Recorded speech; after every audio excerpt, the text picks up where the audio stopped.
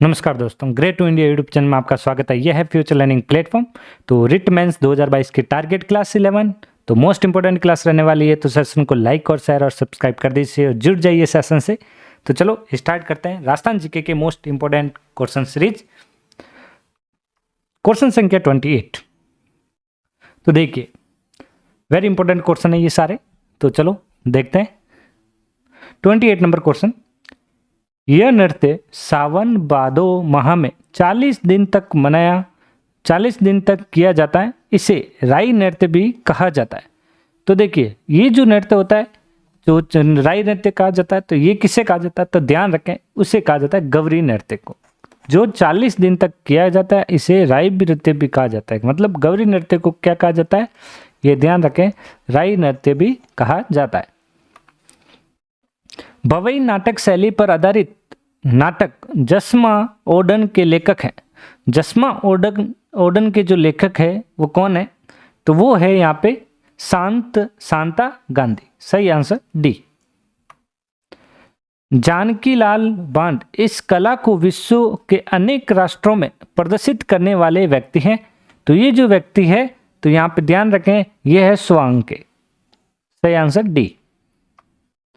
राजस्थान में भवई नाट्य के जन्मदाता थे। तो भवई नाट्य के जो जन्मदाता है कौन है राजस्थान? तो ये जो है वो है बागाजी। कौन है? बागाजी। हीर रांझा, हरिचंद्र, भर्तहरि, जयदेव, कलाली, डोला मरवण और आल्हा देव आदि किस ख्याल से संबंधित है? तो वेरी इंपॉर्टेंट क्वेश्चन, ख्याल से रिलेटेड। तो यहाँ पे सही आंसर होने वाला है जो ख्याल है वो है शेखावटी ख्याल। तमाशा जयपुर का प्रसिद्ध लोक नाट्य है। ये किसके शासनकाल में शुरू हुआ? तो ये जो कौन सा शासनकाल में शुरू हुआ था? तो तमाशा जयपुर का क्या है? प्रसिद्ध लोक नाट्य है। तो ध्यान रखें, तमाशा जो है वो प्रसिद्ध लोक नाट्य कहाँ का है? जयपुर का। और यहाँ पे जो रहेगा अपना महाराजा प्रताप सिंह। किसके शासनकाल? महाराजा प्रताप सिंह के शासनकाल में शुरू हुआ था। भीलों का प्रसिद्ध लोकगीत जिसे स्त्री पुरुष साथ मिलकर गाते हैं। तो जो साथ मिलकर जो गाते हैं तो वो है हमसीड़। सही आंसर सी। मुहर्रम के अवसर पर प्रयोग में लिए जाने वाले प्रसिद्ध वाद्य यंत्र कौन सा है? तो प्रसिद्ध जो वाद्य यंत्र है वो कौन सा है? तो वो यंत्र है वो है ताशा। सही आंसर बी। 35 का सही आंसर बी। 36, निम्नलिखित में से कौन सा तंत्र वाद्य नहीं है? तंत्र वाद्य जो नहीं है वो बताना है यहाँ पे आपको। तो यहाँ पे जो 36 का सही आंसर है वो है अलगोजा, जो है एक तंत्र वाद्य नहीं। निम्नलिखित में से कौन सा युग्म सुमेलित है वो बताइए। तो यहाँ पे जो सुमेलित है वो बताना है आपको। तो 37 का क्या आंसर रहने वाला? देखिए, खड़ताल जो है सुशिर वाद्य, ये सुमेलित नहीं है। रबाब तत्वाद्य, बिल्कुल, ये जो रबाब जो होता है तत्वाद्य होता है। सही आंसर क्या होगा यहाँ पे? 37 का बी।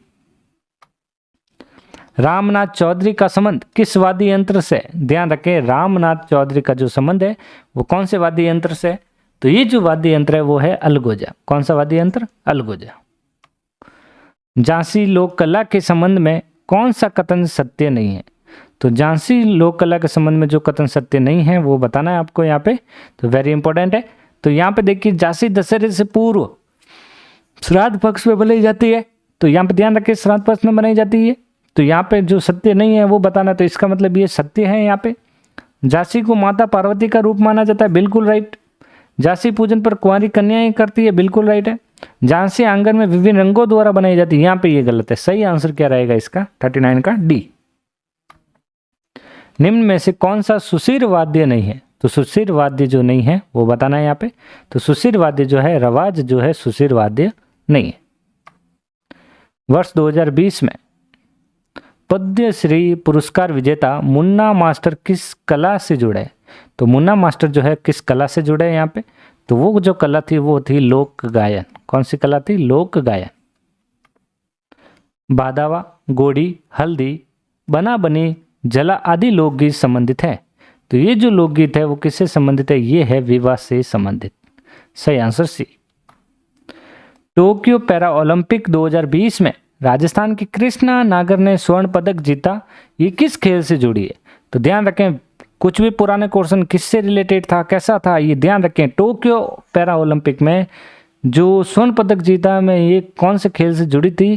कृष्णा नागर, वो बताना है यहाँ पे आपको। तो वो जुड़ी थी बैडमिंटन से।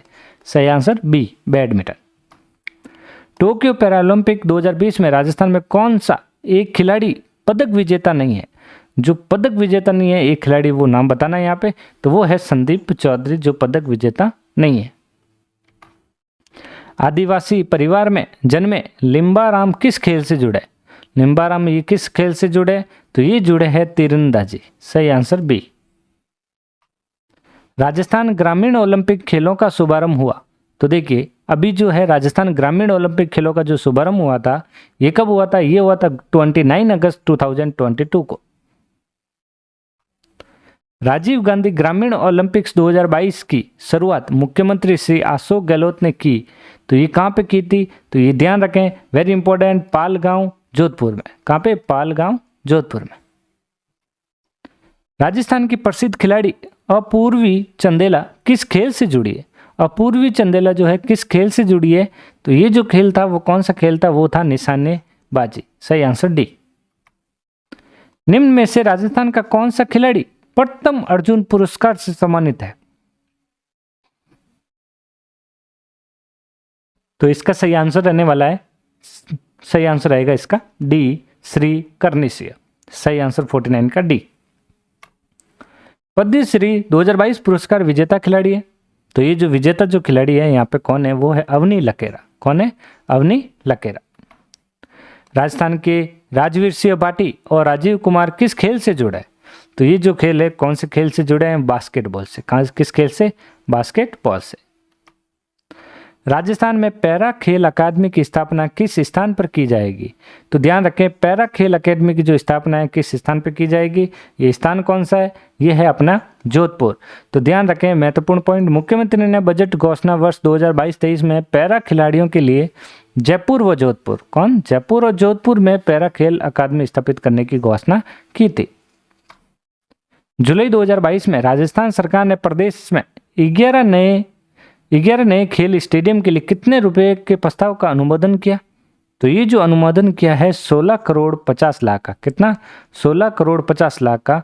तो ये जो है स्टेडियम, 11 नए स्टेडियम बनाने के लिए प्रस्ताव अनुमोदन किया था। पैराशूटिंग वर्ल्ड कप 2022 में 10 मीटर एयर राइफल रेड स्टैंडिंग SH1 इवेंट में किसने स्वर्ण पदक जीता? तो ये जो स्वर्ण पदक जीता है अवनी लकेरा ने जीता था। किसने जीता था? अवनी लकेरा। महत्वपूर्ण पॉइंट, अवनी लकेरा ने चेटियारो 2022 की R2 10 metre air rifle SH1 स्पर्धा में विश्व रिकॉर्ड समय के साथ स्वर्ण पदक और भारत का पहला पेरिस 2024 कोटा हासिल करने पर गर्व है।